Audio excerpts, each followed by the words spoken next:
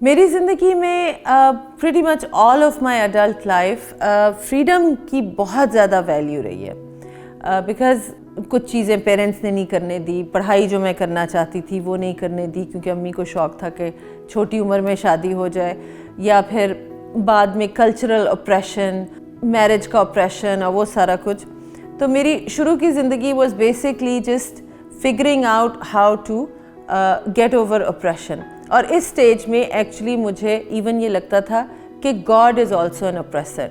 मुझे जो रिलीजन की जो मुझे उस एज में जो समझ आती थी, या जो मैं जिस पे एक्सपोज थी, जिस किस्म की रिलीजियस टीचिंग पे, तो मुझे ये तमाम चीज़ें बहुत ऑप्रेसिव लगती थी। तो मेरी एज 30 तक ऑप्रेशन की थी और उसके बाद मैंने रियलाइज़ किया कि I want to achieve freedom, कि वो तमाम चीज़ें या वो तमाम लोग जिन्होंने मुझे ऑप्रेस किया है उनको मैं अब पीछे छोड़ के I am going to achieve freedom. So उस सिलसिले में since I was in the US I was able to achieve my personal freedom, independence, and I also created financial independence, therefore financial freedom. जो दिल चाहता था अल्लाह की मर्ज़ी से वो सब कुछ पूरा भी किया, अचीव भी किया, उसको एंजॉय भी किया। बाद में ज़िंदगी में अब कहीं जाके मुझे समझ आया कि there is a difference between freedom and liberation. और ये मुझे तब पता चला जब मैं ये फ्रीडम के फेज़ में थी और एंजॉय कर रही थी ज़िंदगी को। तो 2 साल पहले मुझे हज पे जाने की सादत नसीब हुई। और हज पे मैं अपनी बहुत ज़्यादा शौक़ से नहीं जा रही थी, आई एम सॉरी टू से, बिकॉज़ मुझे जो मैंने सुने हुए थे हज के बारे में कि हज मुश्किल होता है, मुजाहिदे का काम है, और सबसे ज़्यादा डर जिस चीज़ से मुझे लगता था कि वहाँ पे पब्लिक बाथरूम्स शेयर करने पड़ते हैं, वहाँ पे सोने की और रहने की जो आसाइशें हैं वो नहीं मिलती। और of course by this time because I had created a life of freedom whereby I lived by my own will, मेरी अपनी मर्ज़ी से मैं जीती थी, अपनी मर्ज़ी से उठती थी, सोती थी, खाती थी, जो भी था मेरी मर्ज़ी के ऊपर वो चल रहा था। और ज़ाहिर है मैं स्पॉइल भी हो गई हुई थी, अपने आप को मैंने ख़ुद स्पॉइल किया था। ज़ाहिर है मुझे इस चीज़ का बहुत डर था कि अब हज पे क्या होगा मेरे साथ। और मैं अल्लाह ताला से खूब झगड़ी, मैंने बहुत लड़ाई की अल्लाह ताला से कि या अल्लाह, अगर आप दिल में रहते हैं, इंसान के दिल में रहते हैं, तो फिर मुझे उधर क्यों बुला रहे हैं?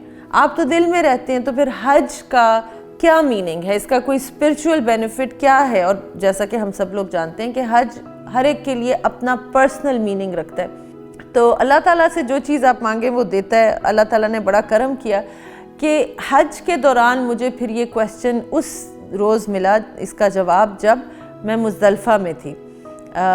मुज़दलिफ़ा में जैसे कि आप लोग जो गए हैं या जो जानते हैं हज के बारे में, कि वहाँ पे खुले आसमान के नीचे सोना पड़ता है।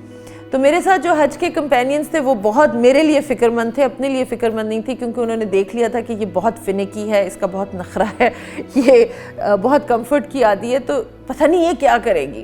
तो हम लोग जब मुज़दलिफ़ा पहुँचे तो बहुत थके हुए थे, बस ख़राब हो गई, जहाँ पहुँचना था वहाँ पहुँच नहीं सके, तो हमें अपनी रात का क़याम बेसिकली एक फ़ुटपाथ पे करना पड़ा। अब फ़ुटपाथ पे साथ ही बसें बिल्कुल करीब खड़ी हुई थी, उनके हॉर्न, उनके डीज़ल का धुआं, और बिल्कुल कंकरियाँ थी सारी, उधर छोटे छोटे पत्थर थे, उनके ऊपर अब सोना था। तो ज़ाहिर अब कोई चॉइस नहीं थी, खाना खाया, सब लेट गए, और सब लोग 2-2, 1-1, 3-3 घंटे से ज़्यादा नहीं सो सके क्योंकि अनकम्फर्टेबल बहुत था।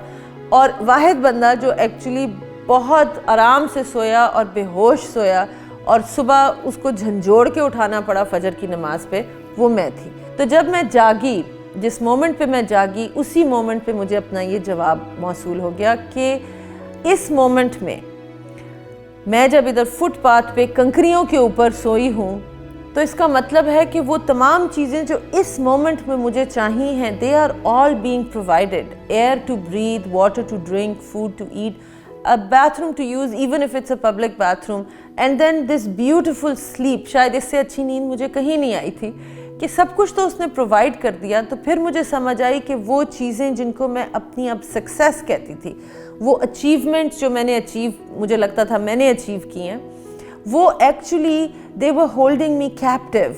आई was enslaved to them now. Because होता क्या है, वहाँ पे मुझे समझ में आई कि ट्रू लिबरेशन किसको कहते हैं, कि लिबरेशन ये नहीं है कि आपने वो चीज़ें अचीव कर ली और अब आप उन चीज़ों के होने पे डिपेंड करने लग गए। جب آپ نے ڈپینڈ کیا ان چیزوں پہ تو you actually became enslaved to them and now therefore you are no longer free. آپ کو لگتا ہے کہ میں فری ہوں لیکن اب آپ فری نہیں ہیں.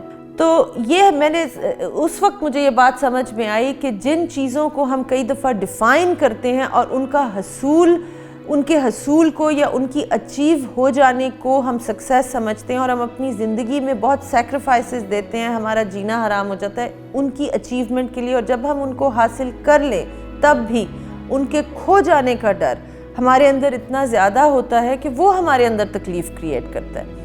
دیئرفور وہ چیزیں ایکچولی ہماری ناخدا بنی ہوتی ہیں. they are false gods. why? because God is supposed to be the source of our strength and our happiness. جب بھی ہم نے کسی اور چیز یا کسی اور شخص کو یا کسی ایونٹ کو کہ یہ ہو جائے گا تو تب مجھے سکون ملے گا یا خوشی ملے گی, جب بھی ہم نے یہ کیا تو ہم نے اس کو ناخدا بنا دیا, اس کو false god بنا دیا. and every false god is an attachment and every attachment leads to weakness. weakness will always cause you misery. تو یہ اللہ کا احسان تھا کہ اس نے مجھے اس دن یہ دکھایا کہ whatever you are holding so dear is actually holding you back. And true liberation therefore is when you let go of all the attachments and you submit completely to Allah Ta'ala's will. اس دن مجھے یہ بات سمجھ میں آئی کہ وہ ایک سجدہ جو تجھے دیتا ہے ہزاروں سجدوں سے نجات. وہ کیا بات ہے؟ وہ یہ بات ہے کہ جب اس کا غلامی قبول کر لی پورے دل سے کہ تیری مرضی تیری ول, اس کے علاوہ کچھ نہیں, میری مرضی نہیں, میری خواہش نہیں, میری ول نہیں, صرف تیری مرضی, وہ جو سلیوری ہے وہ غلامی ایکچولی آپ کو ٹرو لبریشن دیتی ہے. جو اللہ کی غلامی میں پوری طرح سے آ گیا اس کو پھر دنیا کا کوئی شخص یا کوئی چیز غلام نہیں بنا سکتی.